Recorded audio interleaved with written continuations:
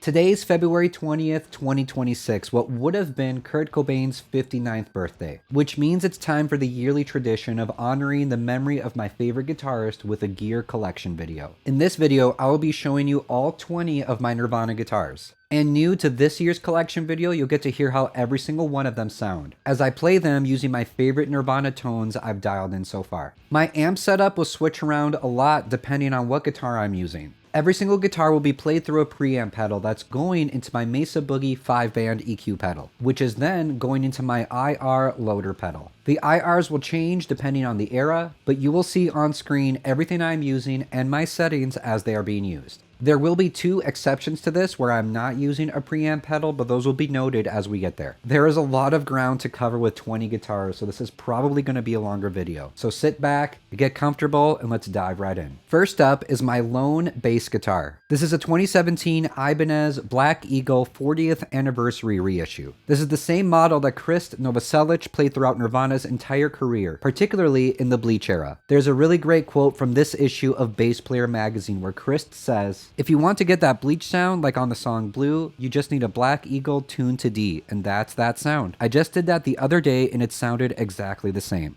I would love to eventually get more Nirvana basses, but I am super content and happy with just having this one. It's an amazing instrument, super versatile, and visually it is just really gorgeous with the pickguard, the inlays, and the headstock. A really beautiful instrument just all around. I don't have any sort of bass amp setup, so in this tone example, you'll be hearing it being played through my 11-rack amp simulator.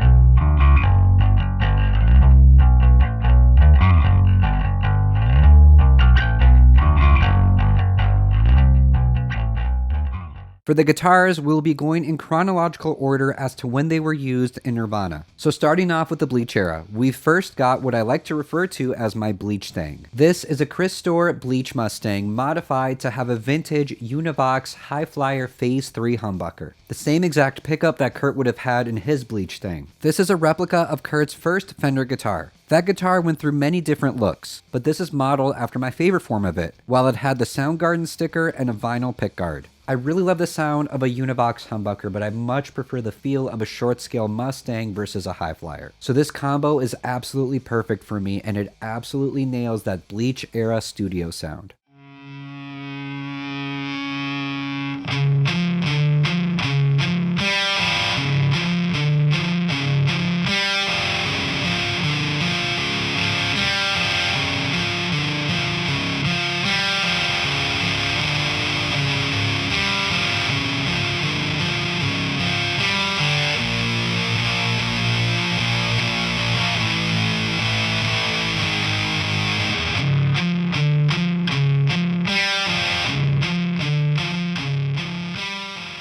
This is my vintage Stella Harmony H912. It's from the late 60s and the exact same model as Kurt's Stella, which he got in December 1989 in a pawn shop for $31. We know this because, amazingly enough, that receipt still exists. Mine is set up just like Kurt's with the 5 nylon strings. Funny enough, last year I did add the 6th string, the high E string, so I could compare this guitar head to head to my acoustic Unplugged guitar. And I loved finally having all 6 strings on here because I'd been really missing that high E. It's kind of weird at first to play with only 5 strings. And I was set to leave it like that after I recorded that video, but literally the next day I came in here to my music room and the high E had snapped completely on its own. That string was brand new and these other 5 are much older and the original strings I had put on. It was kind of eerie and it makes no sense that the high E string would be the one to snap, but I walked into my room, saw the high string snapped, and I was like, all right, Stella, I hear you. No high E string. You're just going to remain with the Nirvana setup of 5. Kurt's Stella was used on many home demos throughout the tracking of an UTERO, but will always be most known for its haunting Nevermind sounds in Polly and Something in the Way.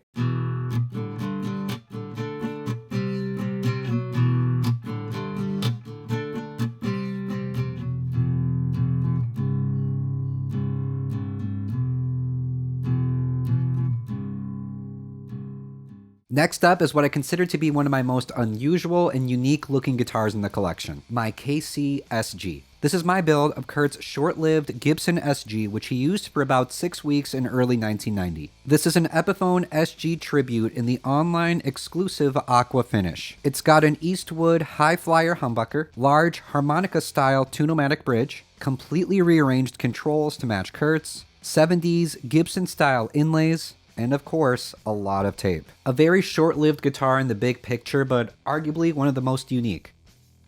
SGs are the only Gibson shape that I'm fond of, so I'm really happy to have this one and to have it fit in the Nirvana collection. And this also does an amazing job at recreating that era's tones.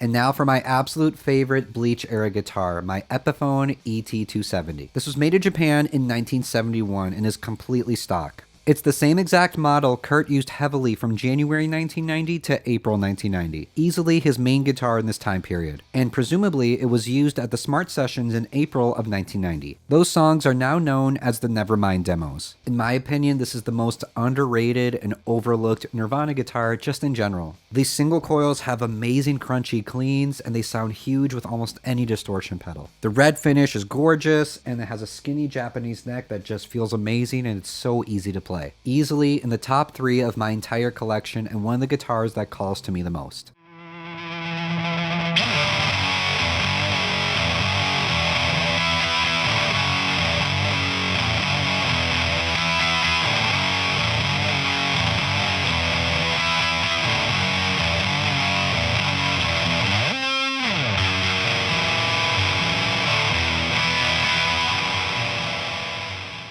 Next up is the NEVERMIND era, where currently the majority of the guitar collection falls under. First up is my K-Strat. This is my build of Kurt's first left-handed Fender Stratocaster. First used in October 1990 and presumably last used at Jabberjaw in May of 1991, the day after the NEVERMIND sessions ended. It's widely believed that it was stolen at this show. If you know me, you know that I'm a huge Stratocaster guy just overall, and this is probably my favorite Nirvana Strat. This is the first parts caster that I put together completely by myself, so it's always going to be really special to me for that reason. It's a very unique combination of parts, especially the pickups. The main components is a Squier Strat body, custom 1-ply 8-hole pickguard, Mexican Fender neck, Seymour Duncan 59B in the bridge position, and 2 vintage MIJ Strat single coils that came left over from my vintage Strats. The neck pickup is from my ST362 Vandalism Strat, and the middle pickup is from my ST62 VMA Strat. You're going to see numerous more Strats in this video, but objectively, I can tell you right now, this is my best sounding Nirvana Strat overall.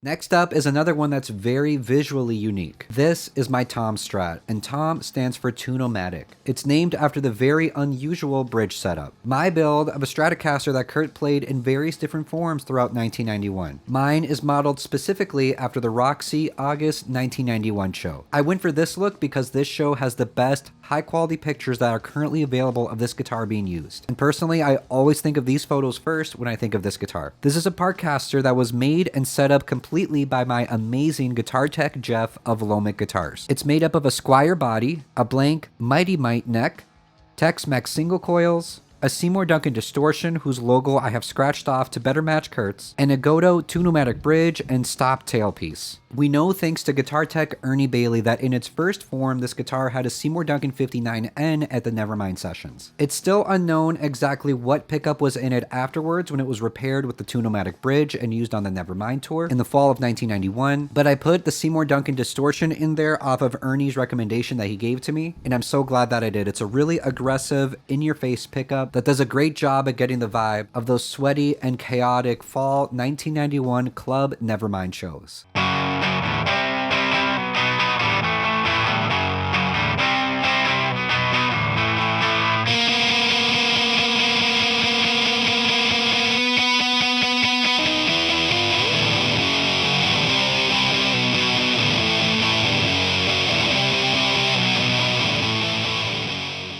Next up is what I consider to be one of the biggest highlights of my collection and probably one of the guitars that I baby the most. This is my vintage Vandalism Strat, which is nearly a one-for-one recreation of the actual Vandalism Strat while it was in its first form. The only thing that is off about my guitar is that it is right-handed. This is an 89/90 MIJ ST 362 Stratocaster, the same year and model that comes up when we look up the actual Vandalism Strat's serial number. It has its stock single coils and a 90s Seymour Duncan 59N in the bridge position, HSS pickguard that has the bridge's single coil screw holes, and a paper Vandalism sticker courtesy of Chris Store. This is one that I handle with extra care whenever I'm playing it. I view it as more than just a build, it's more like a historic relic. It's really special to hold this guitar and to think this is exactly how one of the most iconic Stratocasters in rock music actually felt and played. Goes without saying, this thing sounds amazing.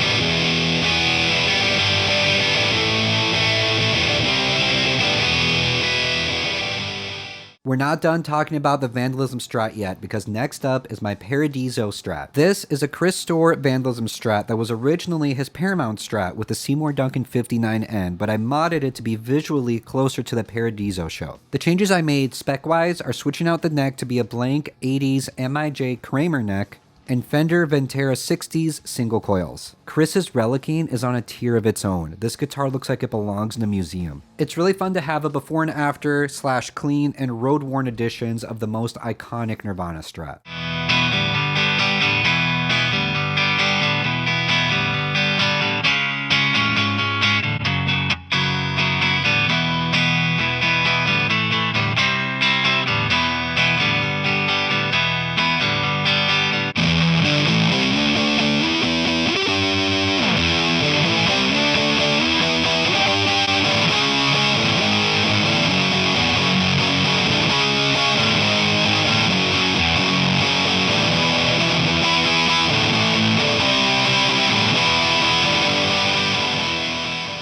Next up is a total beast of a guitar, my 2011 Fender road-worn Kurt Cobain signature Jaguar. My parents pre-ordered this directly from Fender's website shortly after the guitar was announced in September of 2011 for NEVERMIND's 20th anniversary, and I got it in November 2011 for my 18th birthday, which made for a very memorable birthday, trust me. So thank you, Mom and Dad. People like to rag on this model, but I've always really loved it. I have a feeling that the people who love to hate on it have never seen the road-worn version in person because visually, this thing is a work of art. It's still got its stock DiMarzio pickups, which I will never switch out. I've only made 2 changes that are mainly just visual to better match Kurt's. A black 2-pneumatic bridge, and the extra strap pin on the lower horn. Kurt's iconic Fender Jaguar needs no introduction. It's the guitar he played the most throughout his career and probably the first guitar people think of when they think of Nirvana. It was first seen in June of 1991 and used up until August 1993. It's debatable whether or not he used it on NEVERMIND, but it was used on In Utero, and of course, many iconic NEVERMIND era shows. And this signature model nails those tones completely.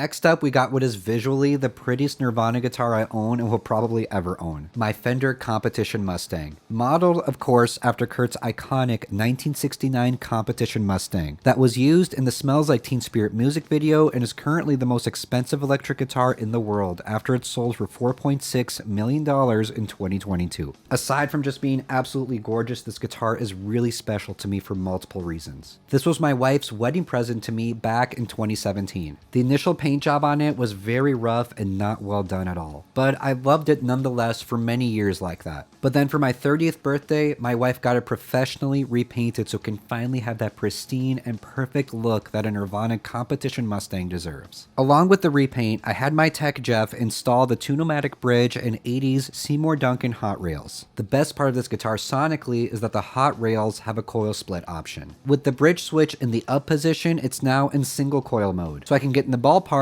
of NEVERMIND era comp stang tones.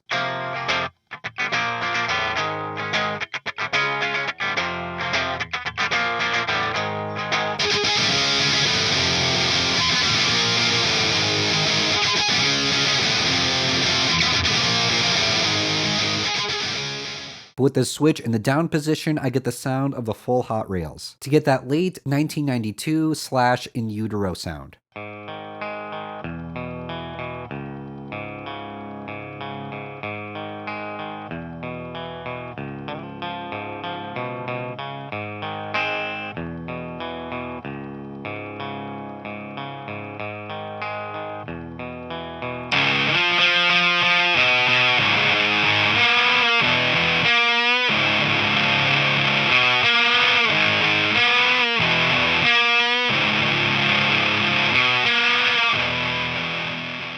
I received this guitar in its reborn state literally 1 week before I flew out to the Jim Irsay collection in Indianapolis to document Kurt's actual Competition Mustang, one of the most surreal experiences of my life. And just last year, I did an absolutely wild thing with this guitar where I brought it out to Pachyderm Studios in Cannon Falls, Minnesota, and made loud in utero sounds with it in the actual live room where Nirvana tracked in utero. So this guitar has a lot of memories and a lot of meaning to me personally.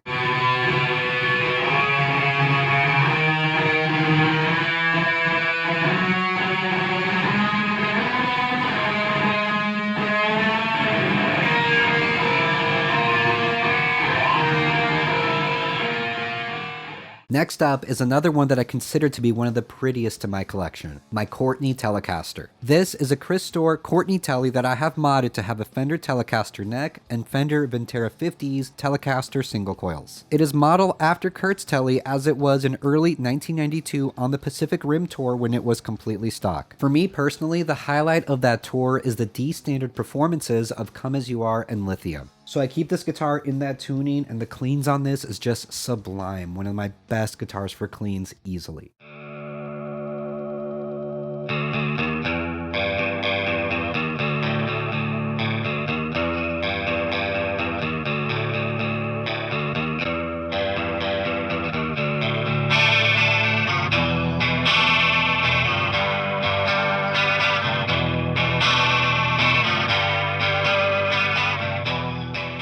Last, for the NEVERMIND era, is my VMA Strat build. MIJ 1996 ST62 Stratocaster, modeled after the Strat Kurt used to perform Lithium at the 1992 VMAs. I've modded it to be as close as possible to Kurt's actual VMA Strat, with the leftover pickguard from my MIJ Vandalism Strat and 90s Seymour Duncan hot rails with no logo and the black wrapping. It's got a really beautiful shade of vintage white that is the exact same shade as the actual VMA Strat. I confirmed it by comparing it side by side with the remains of Kurt's actual Strat. I never thought I'd be able to say this, but this guitar quote unquote met the actual guitar it was modeled after. A really crazy experience and something I think about every time I play this.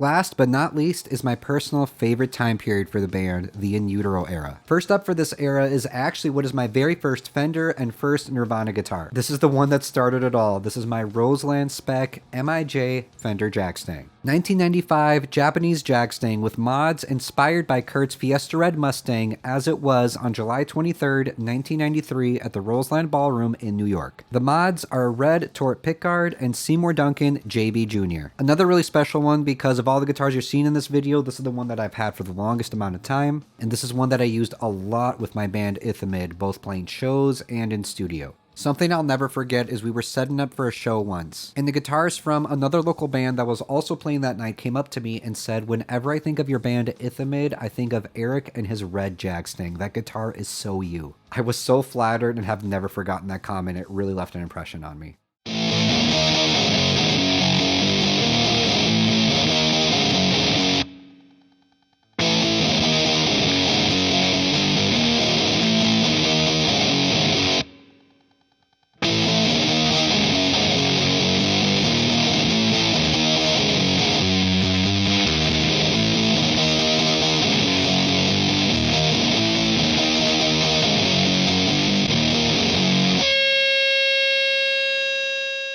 Here's another one of the biggest highlights of the collection, my Unplugged D18e build. This is my replica of the legendary Martin D18e guitar that Kurt played on MTV Unplugged, and what is currently the most expensive guitar in the world after it sold for over $6 million in 2020. This started out as just an old Sigma DM3 that I got for pretty cheap on GuitarCenter.com. A lot of people like to ask me, but Eric, why didn't you go the extra step and just use a Martin? Why'd you use a Sigma? Here's the thing, back in 2023, when I was doing research for this build, I could literally only find one example of someone who had done this prior. Let me reword that. I only found one example of someone who had done this successfully. I found another example of someone who accidentally completely destroyed their acoustic trying to do these mods. This was basically a big science experiment, and I was not about to drop Martin level money for a lab rat guitar. But now in 2026, these mods are a lot more common. You see a lot of unplugged builds going around, which is awesome, and I'm so happy to see that. But that's why I chose to go with a Sigma and not a Martin, because at the time, those examples weren't there, and I didn't know if this was going to work. My guitar tech Jeff completely transformed this with a vintage Bardolini 3AV with clear brackets, DeArmond Rowe Dynasonic pickups with custom casings, and a custom pickguard. This right here is really a dream come true guitar build. With it, I believe I've gotten as close as I possibly can to Kurt's unplugged tone, a sound that had a huge impact on me when I was first learning how to play and still influences me today. In this tone example, I won't be using any preamp pedals, but instead I'll be using my Fender Tone Master Twin Reverb. I'm doing this because at Unplugged, Kurt played through his Fender Twin, and this setup just completely nails that iconic sound. Check it out.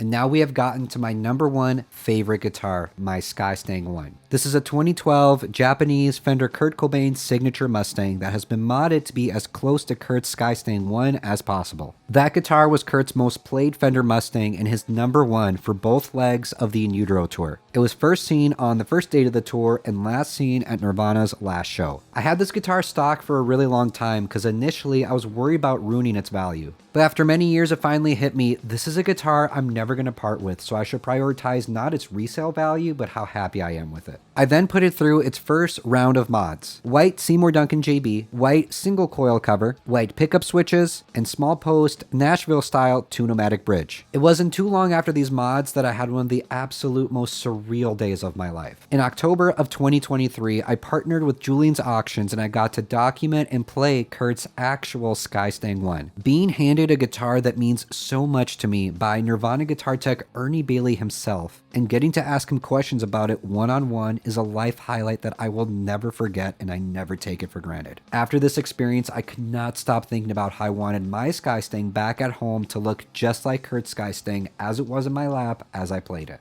I sent my guitar tech Jeff high quality close-up photos of the pickguard, and with those he began crafting the Lomic Guitars Skystang 1 pickguard. This is the most accurate Nirvana pickguard that's ever been produced. I say that as someone who has seen the competition in person, and as someone who has had the actual Skystang 1 pickguard literally inches away from my face with no glass in between. Along with the pickguard, I asked Jeff to do the European tour mod of shaving down the pickup switches, adding damage to the JB, and then pickguard mounting it. I've currently got some exciting plans to make this guitar even more faithful and more accurate to the real deal. I'm still waiting on a few very special parts to arrive before I can do that, but I can't wait for you to see what's in store with my favorite Nirvana guitar.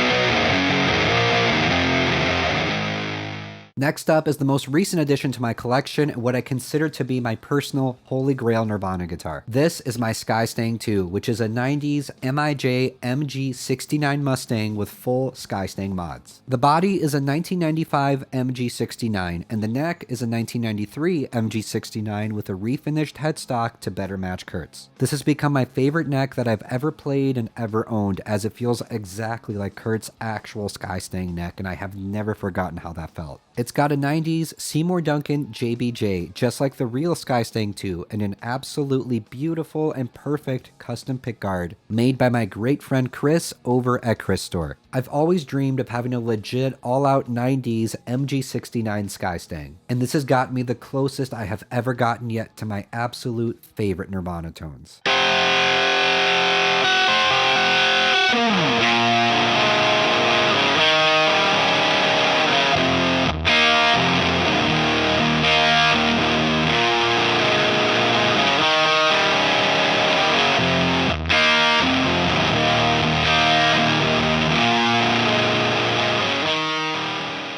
Next up is what's probably the coolest parts caster I will ever own. This is a Hagstrom H2N parts build, modded after Pat Smear's Nirvana specs. The legendary guitar that Pat Smear used in the Germs, Nirvana, and early on in the Foo Fighters. In my opinion, one of the coolest guitars in rock and roll, period. My build started out as a Hagstrom F20T, but it got completely reworked with a vintage 70s cherry red H2N neck. And then it got the Pat Smear Nirvana mods with the Seymour Duncan JB in the bridge and Seymour Duncan 59 in the neck, Goto 2-pneumatic bridge, and large gold knobs. This is one of the guitars I play the most. It's just very cool all around and sounds awesome.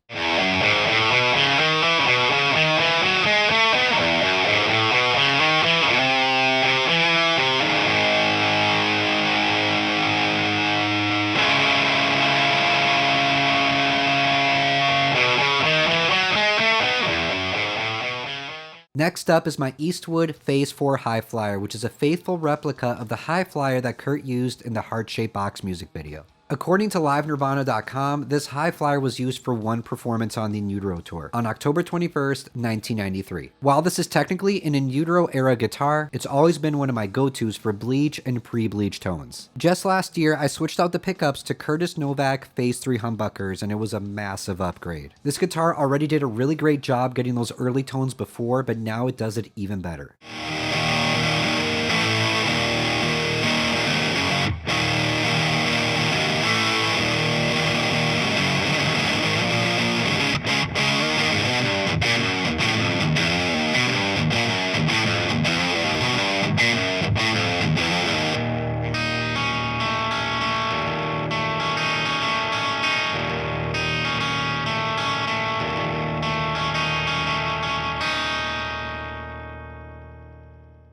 Last, but certainly not least, is another big favorite of mine. My 2021 Fender Jag-Stang that has been heavily modded to match Kurt's prototype specs. The Jag-Stang just in general seems to be a pretty controversial guitar, with people either really loving it or really hating it. I personally have always loved it. I think it's a really unique shape, and Kurt's Jag-Stang is easily my second favorite guitar of his that he played right after Skystang 1. I changed almost everything you can change on this guitar to better match Kurt's. A custom 1-ply pickguard, Fender Texas special bridge pickup in the neck position, Godo Tune-O-Matic bridge, and Godo tuners. I actually very recently did 2 very big updates to this guitar, which I'll talk about more in depth in a future video. But here are the changes at a glance. I refinished the headstock completely by myself to match Kurt's headstock. This was my first time ever trying something like this, and I'm really happy with how it came out. Also, up until this point, I've had a Seymour Duncan 59 Trembucker in it for years, but I just swapped it out for a Seymour Duncan 59 Custom, and I'm very happy with this change. There's a lot more to say about this guitar and its mods, but that'll be discussed in depth in its upcoming video. But for now, here's a taste of how it sounds with its new humbucker.